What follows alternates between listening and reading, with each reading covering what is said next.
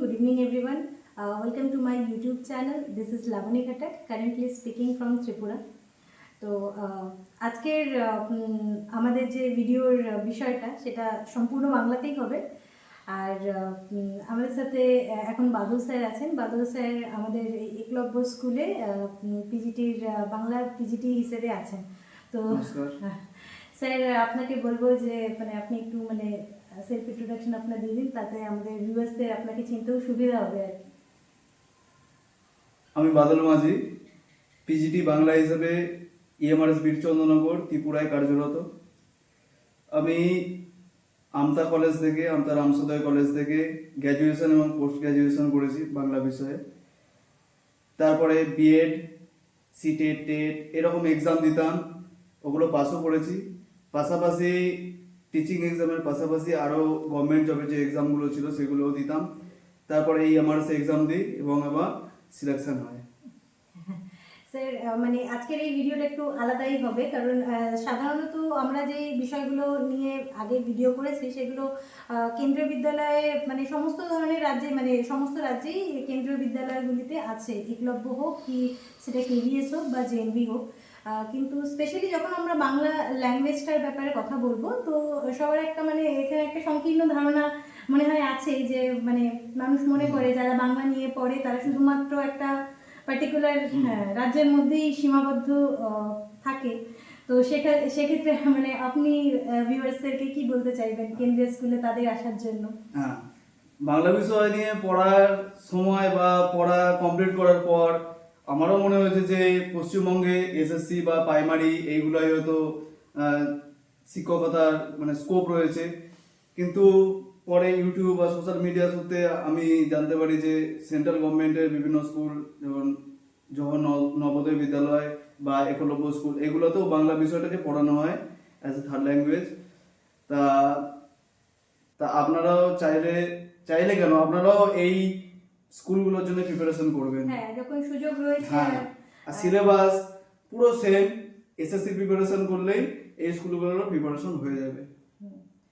তো স্যার মানে আপনি আপনার সময়ে যে একলব্যতে আপনি তো একলব্যর মানে প্রথম ব্যাচে সিলেক্টেড হয়েছেন, তো আপনি আপনার সময় বাংলা বিষয়টাকে ঠিক কিভাবে পড়েছিলেন যাতে মানে আপনার সিলেকশনে সুবিধা হয়েছে সেটা যদি বলতে পারেন একটু। আমি প্রথম থেকে টেক্সট বুকটাকে বেশি ভালোবাসি রেফারেন্স বুকের তুলনায়। হ্যাঁ, টেক্সট বুক পড়ার কারণে আমার যে কোশ্চেন যেখান থেকে আসুক সেগুলো আমি নিজের মতো করে লিখতে পারবো, এটুকু আমার মানে বিশ্বাস ছিল আর কি। টেক্সট বুকটা এই জন্য ভালো করে পড়তাম। তা আমিও এক্সামের সময় টেক্সট বুকগুলোই ভালো করে পড়েছিলাম, স্পেসিফিক কোনো রেফারেন্স বুক আমি পড়ি নাই। আর জেনারেল যে পার্টটা যেটা আপনারা যে এক্সাম টিআর 1-এ দিলেন, তা আমরা যখন দিয়েছিলাম একটাই এক্সাম হয়েছিল। সেই পার্টটা জেনারেল পার্টটার জন্য যে আদার্স গভর্নমেন্ট জবের যে প্রিপারেশন করতাম সেইখানে যে রিজনিং, আইসিটি বা আদার্স যে টপিকগুলো আছে ওগুলো আমার প্রিপারেশন হয়ে গিয়েছিল। তো ওটাতে আপনার অনেক সুবিধা হয়েছিল যে জেনারেলটা যেহেতু কমপ্লিট ছিল আর কি। তো এইভাবে মানে আপনার সময়টা আপনার হয়ে গিয়েছে।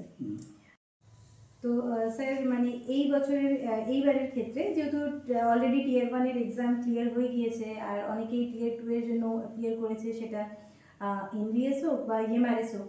তো আপনি যেহেতু এবার সিলেবাসটা একটু আলাদা আগের বছরের তুলনায় মানে আগের বারের তুলনায়, ডেসক্রিপটিভ এবং এমসিকিউ এ ডিভিশন রয়েছে একটা, তো এমসিকিউ এর থেকে একটু আলাদা হয়ে যাবে এবার ডেসক্রিপটিভটা, প্লাস নেগেটিভ মার্কিং আছে।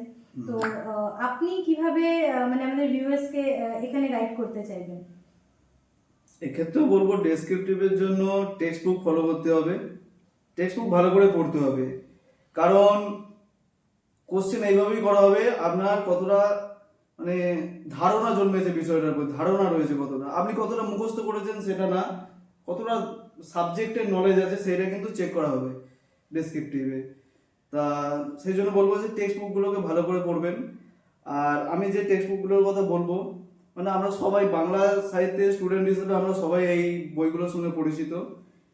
সাহিত্যের ইতিহাসের জন্য অসিত কুমার বন্দ্যোপাধ্যায়ের বাংলা সাহিত্যের সম্পূর্ণ ইতিবৃত্ত এই বইটা, সঙ্গে দেবেশ কুমার আচার্যের বাংলা সাহিত্যের ইতিহাস 2টা খণ্ড প্রথম 2টা খণ্ড পড়লেই হইবে।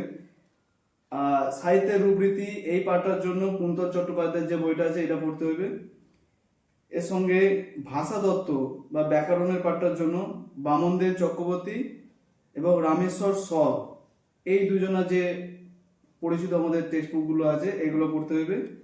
আর একটা পাঠ ছন্দ অলঙ্কার এবং কাব্যশৈলী, ওই পাঠটার জন্য প্রণব কর্মকারের ছন্দ অলঙ্কার ও কাব্য জিজ্ঞাসা এই বইটা এবং অতুল চন্দ্র গুপ্তের কাব্য জিজ্ঞাসা এই বইগুলো পড়লে আশা করব সবগুলোই আপনাদের জানার মধ্যেই আসবে, কভার আপ হয়ে যাবে না? হ্যাঁ। যেটা ইএমআরএস হোক কিংবা হ্যাঁ, ইএমআরএস হোক বা এনবিএস হোক পুরোটাই কভার হয়ে যাবে। আর এক্সট্রা হিসাবে ইএমআরএস এর জন্য ত্রিপুরা বোর্ডের যে সাহিত্য মালঞ্চ একাদশ এবং দ্বাদশ শ্রেণীর এইগুলো পড়তে হইবে। আচ্ছা, টেক্সটগুলো পড়বেন এনবিএস এর ক্ষেত্রে ওটা নয়? না, এনবিএস এর ক্ষেত্রে ওইটা নয়। আচ্ছা, আর ইএমআরএস এর ক্ষেত্রে আলাদা করে ত্রিপুরা বোর্ডের টেক্সট বুকগুলো পড়তে হবে। বইগুলো পড়তে হবে। আচ্ছা স্যার, এমসিকিউ এর জন্য যে কোথাও থেকে প্র্যাকটিস বা কিছু আপনি বলতে চাইবেন? হ্যাঁ, সাহিত্যের ইতিহাস সবই কভার করা আছে ওই বইগুলোতে। আপনি যে কোনো বই ওখান থেকে চুজ করতে পারেন নিজের পছন্দ মতো, কোনো অসুবিধা নেই। আর ডেসক্রিপটিভ পার্টটার ক্ষেত্রে আমি বলবো যে টেক্সট বইগুলো তো পড়ছেন, তার লেখার ক্ষেত্রে যাতে স্পেলিং মিস্টেক কম হয় এটা কিন্তু মাথায় রাখতে হবে। আর টু দ্য পয়েন্ট অ্যান্সার দেওয়ার চেষ্টা করবেন, কারণ কপি চেক তো এক্সামিনারের কাছে তো বেশি কপি নাই। এইবারের ভ্যাকেন্সি 8টা, তার মানে 80টা কপি চেক করবেন উনি কিন্তু ভালো করেই চেক করবেন। তাই নিজের বেস্ট দেওয়ার চেষ্টা করবেন, নির্ভুল অ্যান্সার দেওয়ার চেষ্টা করবেন। এটা আচ্ছা, থ্যাংক ইউ স্যার আমাদেরকে এতটা সময় দেওয়ার জন্য, ভিউয়ার্সদেরকে এত সুন্দর করে বোঝাবার জন্য। আপনি আপনার তরফ থেকে আমাদের ভিউয়ার্সদেরকেও শুভকামনা দিয়ে দিন যাতে তারাও ভালো করে এক্সাম দেয়। Best of luck. হয়তো আপনাদের মধ্যে থেকেও কেউ হয়তো আমাদের স্কুলে আসবেন, আমাদের সহকর্মী হিসাবে, এটুকু আশা রাখছি। ধন্যবাদ। ধন্যবাদ।